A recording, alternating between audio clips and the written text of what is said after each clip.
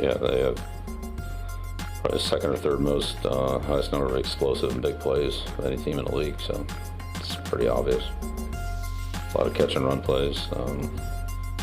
They're very aggressive, get the ball down the field. Again, they have a variety of things that they do, and they create explosive play opportunities, and they have players that can make them. They're always chatty, and Bill Belichick is the greatest coach of all time in any sport. But I just can't help but laugh when I see that absolute no emotion, no inflection, doesn't want to be there, clearly has no desire to interact with anyone in any confine other than a football field or a film room. But that's okay. That's his prerogative. When you have that many pellets on the horse, as you would say, Chris. That's right. You're allowed to be that way. All right, this Thursday's draft, like every Thursday during the season, biggest matchups of the week to come. I got the trivia question to determine the first pick in the draft, Chris. Here we go. Washington has started 5 quarterbacks since Kirk Cousins left for Minnesota. Alex Smith, Case Keenum, and Colt McCoy are 3 of the 5 who have started for Washington. Name one of the other 2 who have started a game since Cousins left. Oh, my gosh. This is like so easy, and I'm choking on this here right now. Hold on a second. Must not be that easy Alex then. Smith, Case Keenum, Colt McCoy. Who am I missing that started another game? Oh, wow. Is there a time limit, control room? Gosh. Okay, I All give up. I can't think of one. Go ahead. I got it wrong. Damn. Mark Sanchez and Josh Johnson. Man, I would have never got Josh Johnson. I don't know if I would ever got to Mark Sanchez either. Oh, damn it. Okay, go ahead. You get to go first. All right, I get to go first on a day when there's really no obvious number one. I'm going to start, though, since we're only 3 days removed from Sam Darnold seeing ghosts against the New England Patriots on a Monday night. Now Baker Mayfield, the first pick, and Haley Joel Mayfield is going to make his way to Foxborough to take on the Patriots. And if they're able to do it to Sam Darnold, they're going to do it to Baker Mayfield. They've done it countless times to first and second year quarterbacks. And whatever they whip up, and it's probably going to be very different. That's what's going to happen. They're going to be ready, Cleveland will be, to deal with exactly what the Patriots did on Monday night. And then they're going to come out and they're going to do something completely different. And Mayfield's not going to be ready for that. And the Browns aren't going to be ready for it. It's going to be the biggest test yet of his career. This is the best defense he's faced by far. And the Browns moving closer and closer to desperation mode at 2-4, 2 weeks to get ready for this game. It does not matter. And it really makes you wonder how much of what was thrown at Sam Darnold on Monday night was aimed at messing with the Browns and maybe setting them up for something they're not going to see on Sunday. But that's the matchup.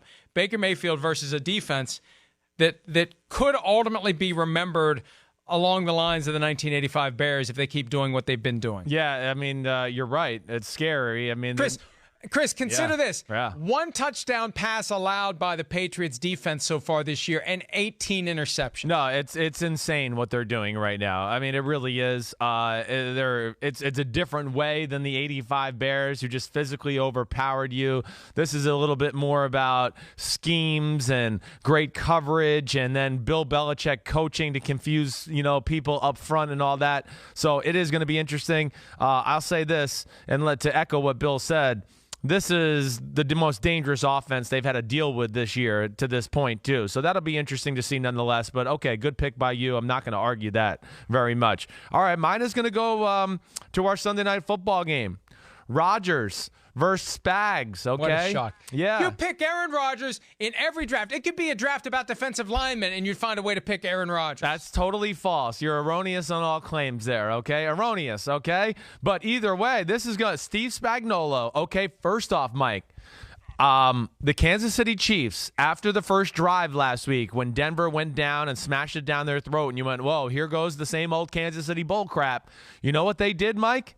They blitzed like madmen for the rest of the game. So maybe they're watching the show. Maybe they heard what I said last week, because they changed their approach last week.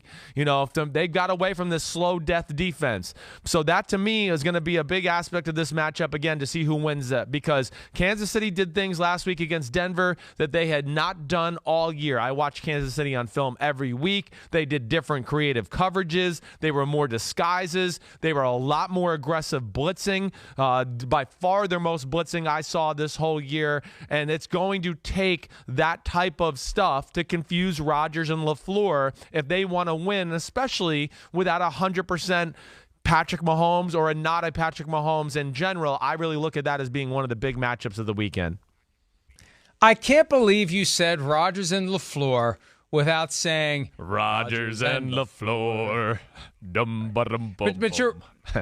But you're absolutely right. And I don't know what to make of the Chiefs' defense, because they achieved at a very high level last Thursday night, but they were playing a ridiculously bad offense. But maybe that's the moment that they find a way, because they have a lot of good pieces. It's just a matter of getting them to play together and making it all work. And their biggest test of the year with Aaron Rodgers orchestrating the offense. All right, I am going to...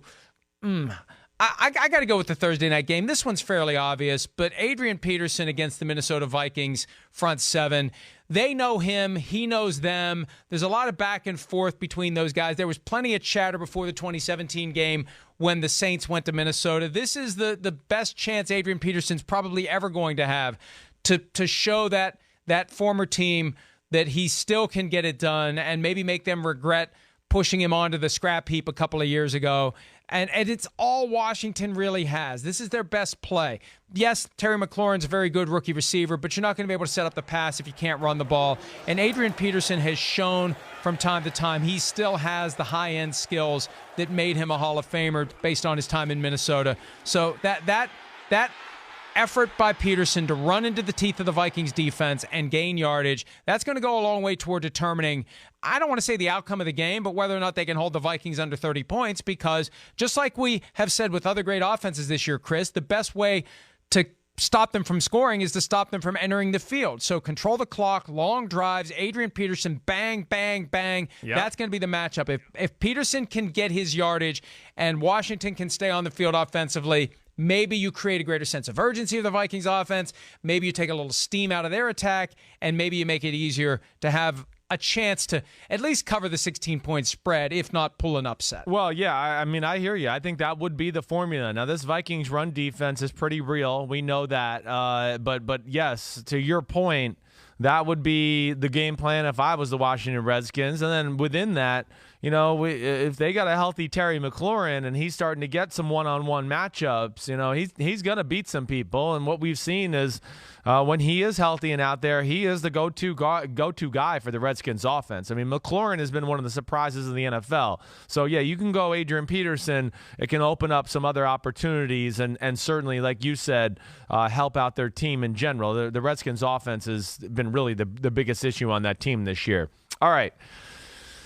I'm going up to Buffalo, okay? I'm going up to Buffalo because there's a coaching matchup there that's, big time. It's Doug Peterson versus Sean McDermott. And it's head coaches, but one's the de facto offensive coordinator. The other one's the defensive coordinator.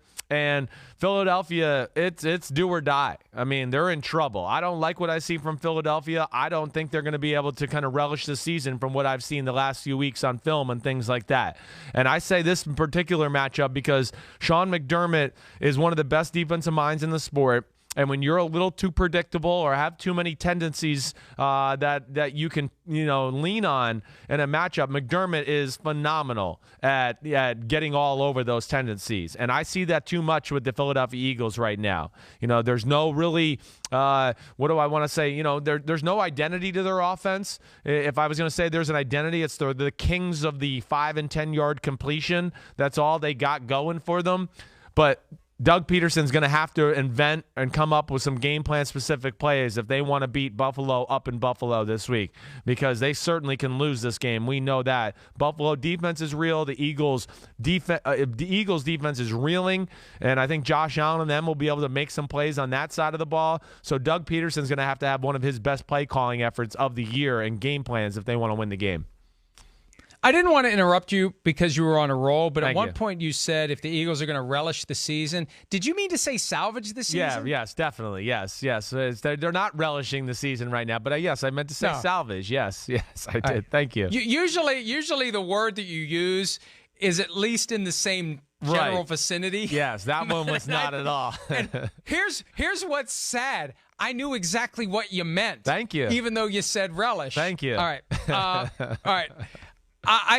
I've got a couple more I can choose from, but I'm going to go Jameis Winston versus Jameis Winston. Clark Kent versus Superman. Can Jameis Winston stay within himself, listen to his coach, take coaching 2 weeks removed from that debacle against the Panthers in London, and emerge with a victory in Tennessee? It's Jameis Winston against himself. That's one of the key matchups this weekend. Well, that's certainly a real thing. I mean, he's Jekyll and Hyde. I mean, we see a few weeks of greatness, and then, we saw in London it was a total disaster. So he has shown some progress this year, but he took a step back in that last game over in Oakland, and he's certainly got to continue to battle those demons. So I'm not going to argue there. It's kind of like a cheap one, Jameis Winston versus Jameis Winston. I mean, get the hell out of here. I mean, all just right, get the make hell your pick. out. Okay? We're running out of time. You're going to pick just a tie in your power rankings again? Jeez. My pick, okay, and you missed this one to start. The real matchup is like Bill Belichick and the Patriots secondary versus Odell Beckham Jr. I got to go back to that because I just want to talk about that specific matchup. That's what I'm most excited to see more than anything. What is he going to do to stop Odell Beckham Jr.? Is he going to be Stephon Gilmore? Are they going to have the guts to let him ride or die, man to man on Odell Beckham Jr.? Or is it going to be one of those where they put two guys on Odell and then Gilmore will co-cover Jarvis Landry? I just think that's one of the interesting things I'm looking at. Belichick famous for taking away the number one thing. The number one thing on Cleveland's offense is Odell, and I just want to see the formula in which Belichick picks. I won the draft. What a Let's shocker. You jam one of your other favorite players into the draft. Well, you have it's Aaron real. Rodgers and It's Odell real. Beckham They were Jr. both in every real. draft. It doesn't matter who's covering him if Baker Mayfield doesn't know what's going on up front. Okay, Jameis there. Winston versus Jameis Winston. What a matchup that'll be. Hi, I'm Mike Tirico, and thanks for watching. Make sure to hit subscribe for the latest news and highlights from NBC Sports.